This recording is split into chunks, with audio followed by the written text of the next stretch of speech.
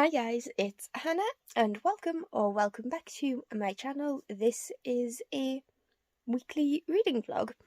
Starting off with no reading. I'm going to redo my nails. But I don't know what colour or what nail art to put on. But we will figure that out together. Well, I'll figure it out and then I'll show you. But the book I picked out of the jar this morning was A River Enchanted by Rebecca Ross. This is the Lumicrate edition with the pretty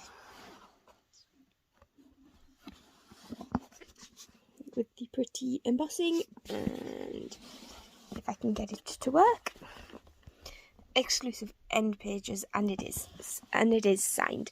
So basically, bear in mind I am only that much in. We're following two characters, three characters, but we've only really had the perspective of two. The third character I think is going to have perspective, but we haven't got it yet.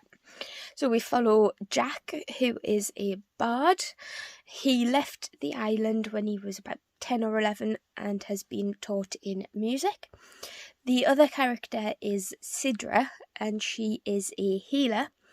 And then we have Adara, who is like the heiress of this island. The island is called Cadence, and it is a magical island. It is inhabited by spirits and fae, and two warring clans, the Tamalanes, which our characters are. Sidra, Adra is the heir, and obviously Jack. And the warring faction is the Breckons. We haven't met them yet, but we know that they're nasty. So while that war between the two clans is happening, we also find out that the girls, or the lasses, are being taken, and it is thought that it is the fae, the wild folk, the spirits. And Jack has been called back from the mainland, where he has been teaching music, to try and get these girls back. He's a bit meh until he finds out that he has a younger sister. And now the stakes are personal, because when he stays over in his old room, there is a knock on the window, and he thinks his sister is going to be the next girl taken. That's pretty much all I've got. So far, it is beautiful writing, and it feels very wild, very Scottish magic. Is that the term? This feels Scottish. I don't know if it's just because it's talking about plaid or plaid, lairds, and obviously fae. And the way these fae are described is reminiscent of the stories that I heard, because obviously I'm here, Scotland's here. There is a very big crossover, and I'm enjoying it so far. But I will do my nails, then I will upload the vlog for this week. Yes, yeah, it's Monday today, so the vlog for last week, which will be posted sometime this week. And we'll go from there. And the reason why my vlogs take forever is because I have to use WeTransfer, which is always fun. I have a chocolate tash going on. How long has that been there? That's better. But I went for purple and green nails. I really like that purple. It's like a purpley blue. And I don't know if the camera can pick it up. Oh. But they are Alice in Wonderland nail stickers. So we have some hearts that just look like love heart sweets. We have just a plain gold one, a blue one that says drink me, and then a red one that says drink me, well, pink. And then we have Alice, a flamingo, and then some silhouettes of Alice. And then we just have the same on the other side. So, while I'm waiting for that to download, I've been working on these. My genre blanket. I'm so obsessed with this right now. But yeah, still haven't done any reading, but I wanted to show you. They're more Halloween than summer, I think. But yeah, we have some pretty nails. My hair looks like this because I've just clipped it up out the way.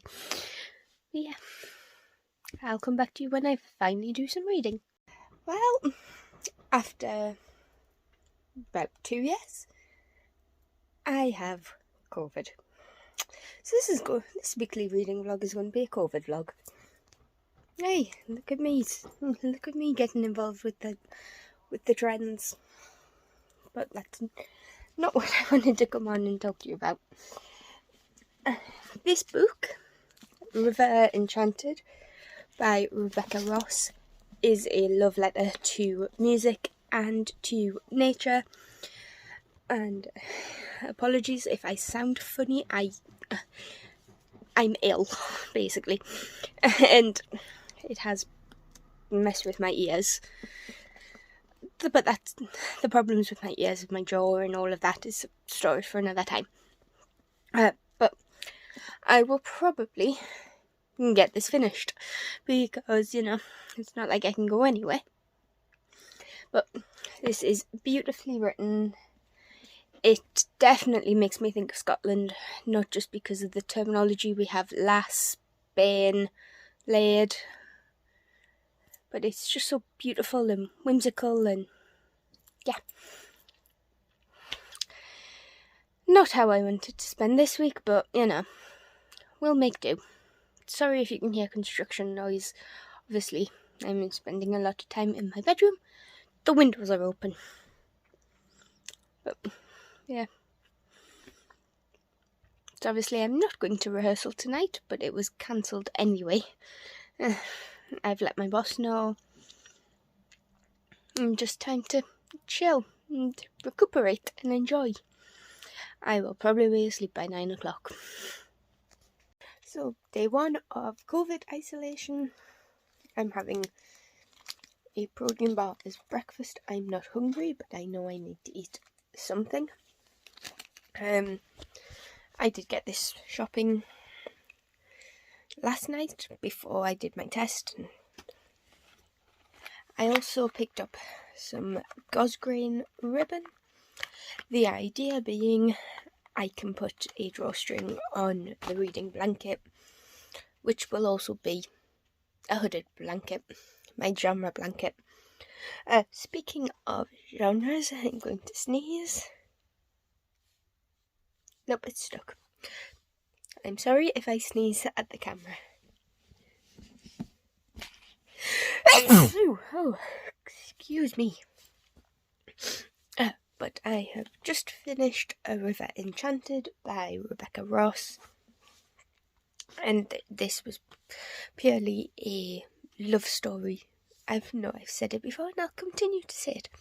That was a love story to Scotland, music, Scottish folklore, fae or fairy, and nature. It was a beautifully written story with so much love for nature, fae, the above, in its pages within those words. It deals with themes of abandonment, family, and it was just such a pretty story. I think I'm going to give it 4 stars. I can't give it 5, unfortunately, because as much as I loved the writing, I didn't really get the villain. I didn't really understand where that came from, and it seemed to be a little bit out of the blue. And if you know anything about me, you know I have to get behind the villain to really enjoy the book. A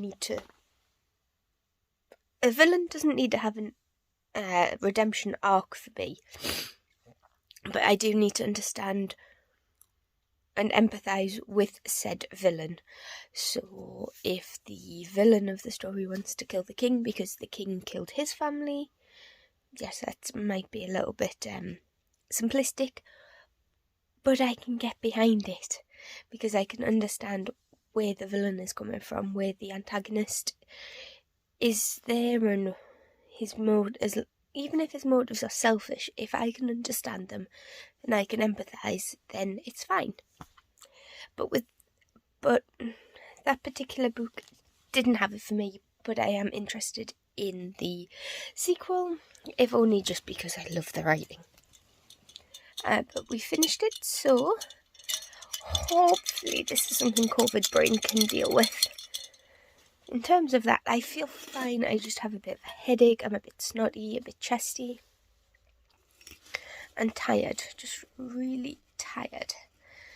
But we'll go to the bottom because I think Slayer's still in here. Okay. We have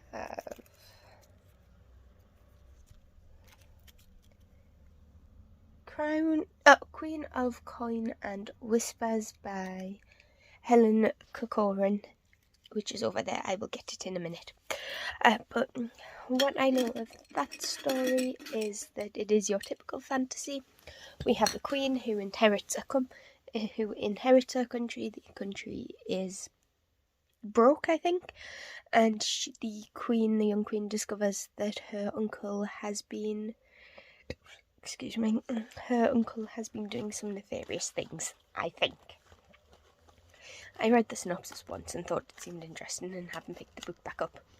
This was also my bargain. I think I got it for like $1.99 in Forbidden Planet, and it is signed. But yeah, I shall read the synopsis and tell you, and probably the first couple of chapters, and come back to you because I have nothing else to do today. Yay! Yes, we are at a funny angle. No, I haven't done much, except I did have a nap about an hour after lunch. I've started Queen of Coin and Whispers by Helen Corcoran. I'm not too far through. I just major brain fog, so I have no idea what this video is. Or is that better? I think that's better. But yeah, I'm having brain fog. I can't concentrate, and I have a really bad head. I have had a nap, so that's that. But I don't know. I will try and read later, but I'm not promising anything. I think at the moment mornings are the only way I get things done. But I was right about this book.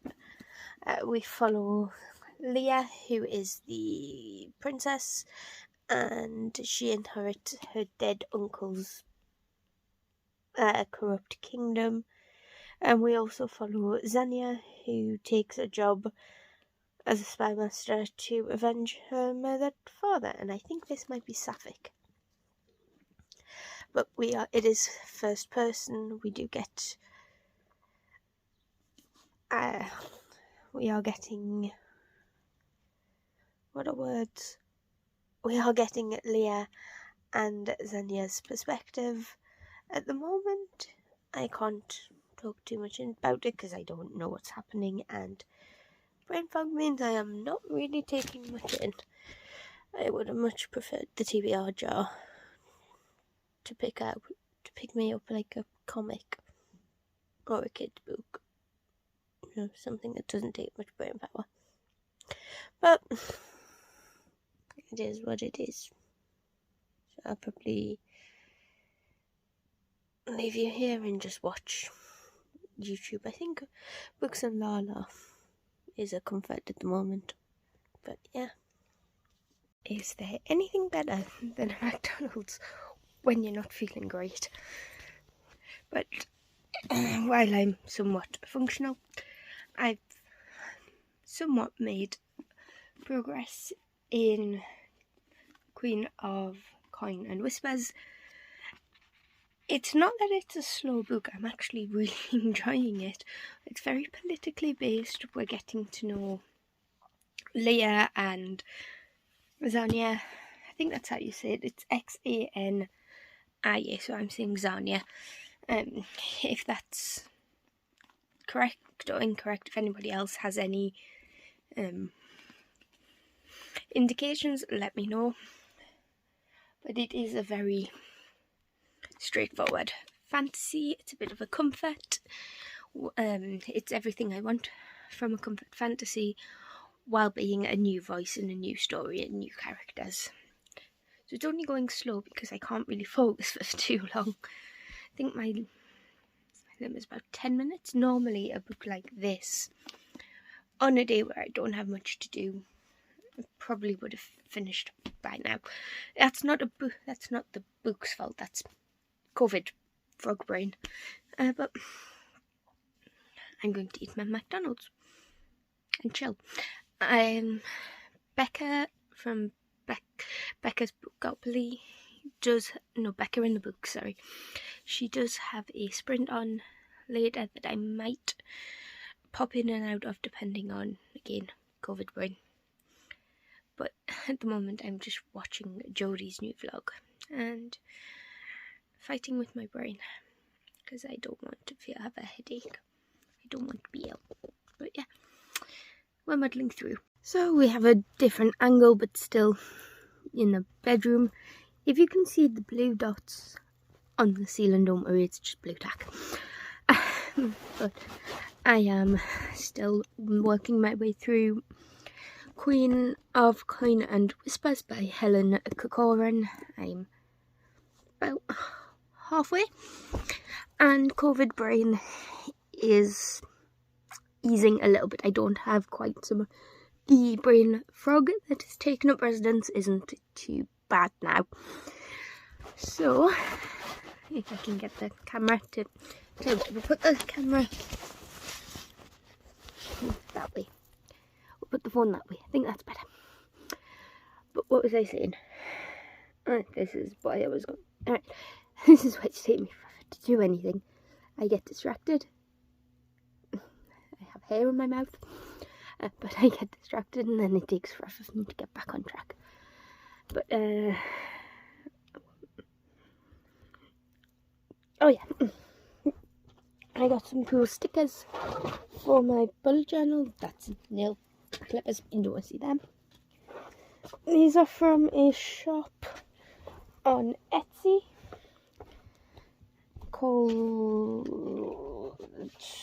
I forgot. But I got the creepy, spooky Xmas theme, and look, we have a little planchette.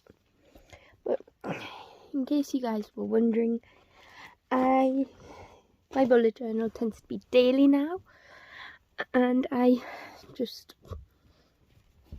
sort of go crazy with sticking things in. I did try weeklies, no, that's still dailies.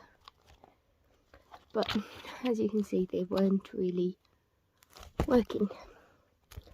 So I've gone to daily, and this seems to work so much better. This is a book review for A River Enchanted, which I've also read in this vlog. In terms of my symptoms, as you'll have just heard, I still have a cough. I still have a stuffy nose. I have problems with my jaw anyway, but it's just sore today, and I have to be very careful not to overexert myself because that is fun. But it is day 2 of isolation. I don't know if everybody follows the same rules now, but basically I'm stuck until I can do 2 negative tests in a row. So what I'm going to do is I'm just going to hold off doing that until Saturday, Sunday, so hopefully I get negative results, and then I can go back to work on Monday. If I still have positive tests, I'll just sort of have to see how I am. If I feel okay to work, I'll just work from home until on Monday, and just keep testing until I get the 2 negative. But at the moment, because my brain isn't allowing me to focus on anything for longer than about 10 minutes, work is not ideal, and I think I'll probably end up having a nap at some point today, which is fine because that's what we do. And I have mindless telly on, and by mindless telly I mean I have MI High. If you're in the UK and are of a similar age to myself, late 20s, early 30s, you will know about MI High. Basically, looking back on it now, it's so cheesy, but at the time it was amazing. We follow 3 teenage spies, and the spy base is in this school, and it is English. So instead of MI9, it's MI High. I lost a nail. I lost a little Alice nail. But yeah, I'm losing track of what I was saying now, so I will skedaddle and come back to you. So, it's still Thursday. Somehow, I have managed to finish Queen of Coin and Whispers. This is a funny one. It matches my hats, look. But anyway, this is a funny one for me to review because obviously I have massive brain fog taking up residence in my head. Yes, I am saying brain frog instead of brain fog. I don't know why, but I did read this while suffering from that. So this could have been affected. The rating and the enjoyment and the experience of reading this could have been affected by COVID. So just bear that in mind. And for me, the rating that I'm going to give this is a 3-star. And a 3-star doesn't mean it's a bad book, it means it was okay. I think I mentioned earlier that I was enjoying it, but then it just kind of got a bit formulaic, maybe. I could see what was going to happen before it happened, and by the end of it, I didn't really know what was going on. I couldn't tell you who the bad guy was or anything like that, but I did enjoy the relationship between Xania and Leah. Leah is our princess. So that got 3 stars. And I mean, considering I only paid $1.99 for this book and it is signed, a 3-star isn't that bad because I didn't pay full price for it.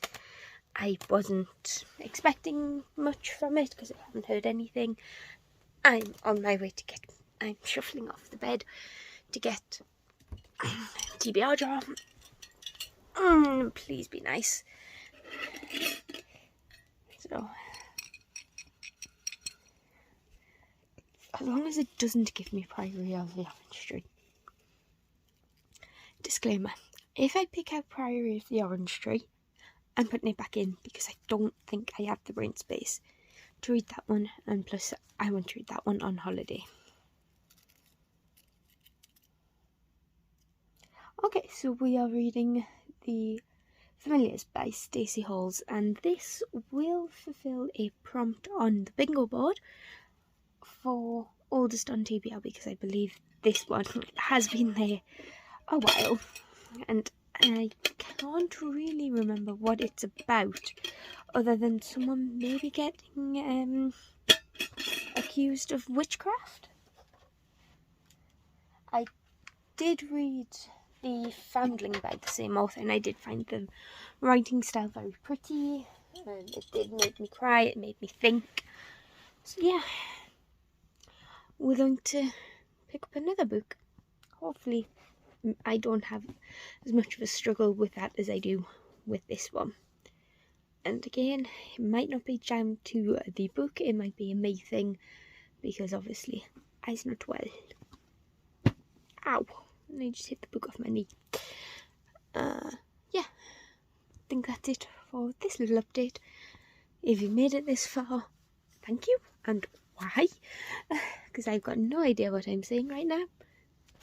So it's Friday, I'm losing track, and I have been working through The Familiars by Stacey Halls. That sounds like the wrong terminology, but it is a bit of a slog, not because of the book, but because I still have a pet brain frog. But I was right about what this one was about. In 1612 in Lancashire, Fleetwood Shuttleworth is only 17, married but pregnant for the 4th time. Now she is mistress at Gawthorpe Hall and has not had a living child. Her husband Richard is anxious for an heir. When Fleetwood is running through the forest or the wood or something, and she comes across Alice, who is a young midwife, and because Alice is found trespassing on Fleetwood's grounds. They are both hunting, but Fleetwood takes pity on Alice and lets her go, and in payment almost, Alice agrees to become Fleetwood's midwife because a doctor has wrote to Richard, Fleetwood's husband, separately to say he doesn't think she would be able to support a pregnancy, and if a pregnancy did come to term, neither she or the baby would survive. So this is the beautiful writing that I expected from Stacey. Obviously, I have read The Foundling, which is a slightly different story, but it does still have that same tone of melancholy, of sadness, but this is such a beautifully told story. I'm not quite 100 pages in, but I thought now would be a good time. And I absolutely love this cover. There is a fox. This must be either Alice or Fleetwood, but then what I only just noticed, but the camera is doing a good job of picking up, is there is a noose. So I think I might change the prompt from dog or horse to fox, because I have a lot of books that have foxes on covers. So yeah, I'll make a note of that, because there's no way I'm going to finish this bingo board without changing it. But it's my bingo board, and I can do that. And it was only meant, and the bingo board was only really for the long weekend that we had at the beginning of the month. So I'm just going to quickly change dogs to foxes. But what I like about stories of this nature, when it deals with midwifery or wise women, is that it does blur the line between folklore, science, and witchcraft. These wise women were the real life witches of the time, and it's their knowledge of herbcraft and whatnot that made men possibly think that they were witches. These women tended to live on their own, they weren't married. A lot of them had a cat for company, or what cats are used for traditionally, as a mouser, and they know secrets of the women's bodies and can heal. So it'd be interesting to see if this goes down the same route. It does say, the last little paragraph, when Alice is drawn into the witchcraft accusations that are sweeping the northwest, Fleetwood risks everything by trying to help her. As the legendary Pendle witch trials approach and Fleetwood's stomach continues to grow, time is running out and both their lives are at stake. So it looks like it is going to go down the witch hunt route, which I am not excited, because it was a terrible time based on true events, but it is interesting to see how mass hysteria and witch trials sort of explode. The book I read a while ago that follows that thread and that trail of thought in modern day is Sanctuary by Viv James. It was the first adult No, it wasn't the first adult book I've read, but it was a thrillery, horror-y, suspensey book. But it was the first book I got from a Lumicrate, and I did really enjoy it. So, yeah, I don't know where else to go with this update. I did manage to write a review for Queen of Coin and Whispers, and I've also got a review for A River Enchanted, so I have a basis for this rambling when I do the next episode of Read 7 by 1. My stickers came in and I got a freebie because I managed to peel it off the envelope. But look how cute that cat is. The stickers I will show you at some point, but they are just like Nightmare Before Christmas inspired, Creepy Christmas inspired, Stitch inspired. I have quite a few Stitches. And then I have a Beware Foolish Mortals sticker spread coming as well, which is obviously inspired by the Haunted Mansion. And I think I'm going to need a new bullet journal soon, especially since I switched from weekly to daily, but I think I told you that yesterday. So join me on this fun Friday. It's going to be the same as every day since Wednesday. I tested positive for COVID this morning, but you can probably tell that I am feeling a little bit better. Do still have a bit of a foggy head, concentration is still not quite what it was, I still have a headache, but I get headaches quite a lot. You'll be able to tell, especially on this ear, that I have my daith pierced. I have it also on this side. They offer migraines, so I'm incredibly grateful for them, because I think if I didn't have them, I would be incapacitated. I'm still a bit chesty, my nose is all blocked, so, but progress is being made, and I'm going to end this update because I'm rambling, and I'm probably going to repeat myself, but yeah, stick around. Again, if you made it this far, thank you.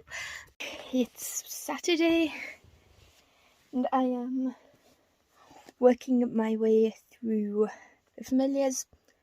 Still, I am enjoying it. It is a little bit slow, but we are at page 260, and the main plot event has just happened now. Our midwife Alice has been accused of witchcraft and has been taken by the Witchfinder General. So Fleetwood, despite her advanced pregnancy, is trying to save her friend, although she doesn't realise she's friends at this point, because there is still the social hierarchy that was present in the 1600s.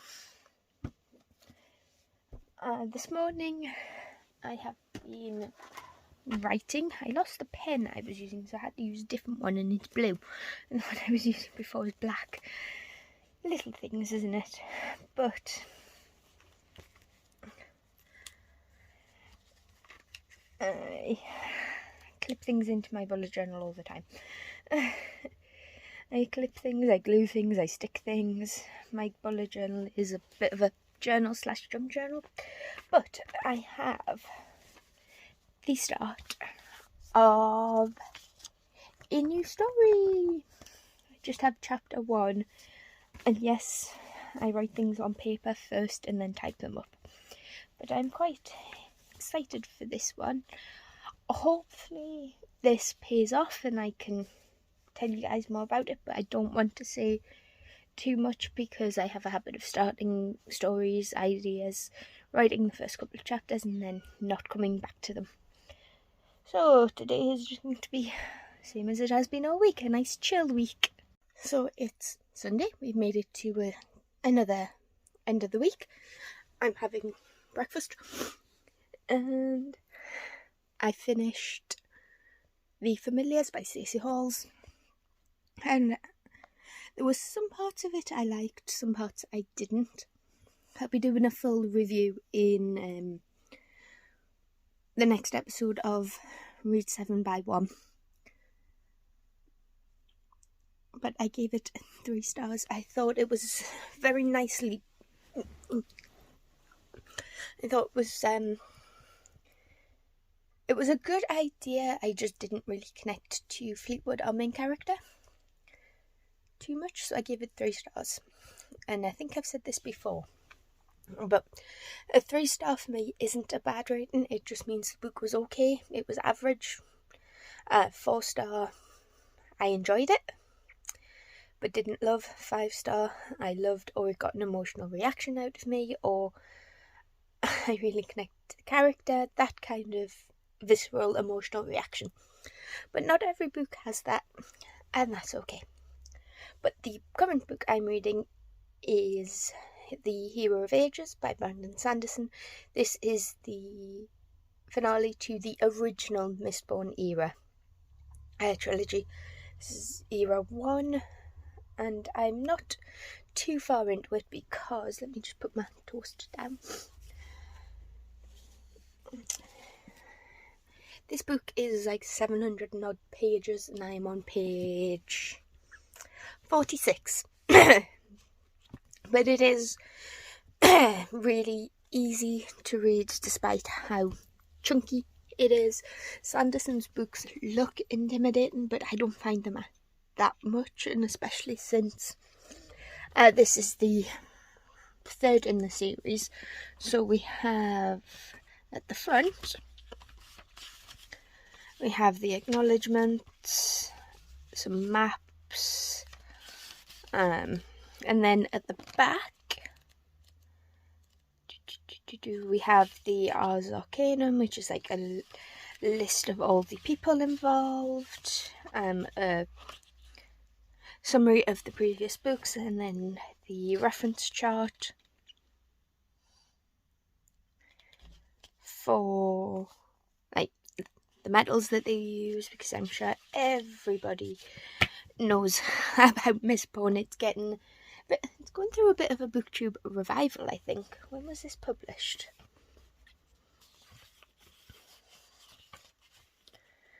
Originally published in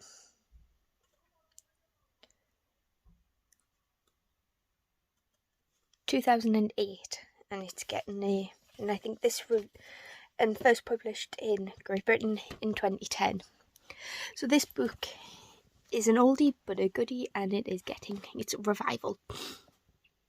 But in this world, the basic premise of the first book, because obviously this is the 3rd, I can't talk too much about this one without spoilers, but the basic premise is that what happened if the bad guy won, and we follow Scar, which are like the underdog type people, treat horribly, underdogs, and there have been so many failed rebellions that the Scar just buck up and get on, until Kelsier arrives. Now Kelsier is an Allomancer, which I'll explain in a moment, but he is an Allomancer, and he gets a ragtag bunch of other Mistborn Scar together to try and do what hasn't been done and overthrow the Lord Ruler. That's the general gist. Now we follow Vin, who is also an Allomancer, but she has no idea. She's a Scar, and she fell in with the criminal underworld, shall we say. Now she's just been instinctively using this magic without knowing it. She just called it her luck. She she stumbles across Kelsier and is inducted, and it goes from there. And the magic in this is very cool.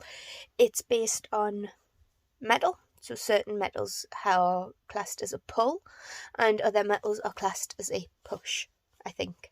Or they both have a push-pull. No, they both have a push and a pull action. So you can be, if you control just one of these Metals, if you can ingest one of these metals and use it, you are a Mistborn. No, you are an Allomancer. If you can use more than one, you are a Mistborn. And it goes from there. It's a really cool setup, and what I'm noticing about Sanderson, and I think it has been mentioned before, he is the master of misdirection. You'll think one thing is important, but then 3 chapters in, it's like, no, but something else comes along, but that thing that you originally discounted comes in play later on. So it's a very cool way of writing. I think he does it in Skyward as well, but not so much. But I am enjoying it, and I will speak to you later. Oh, and COVID update. I tested negative this morning, so hopefully get another negative test tomorrow and I can go back to work, because I don't like working from home. Not that I have, because mental hasn't been there, but I'm feeling more human, more like myself. And yeah,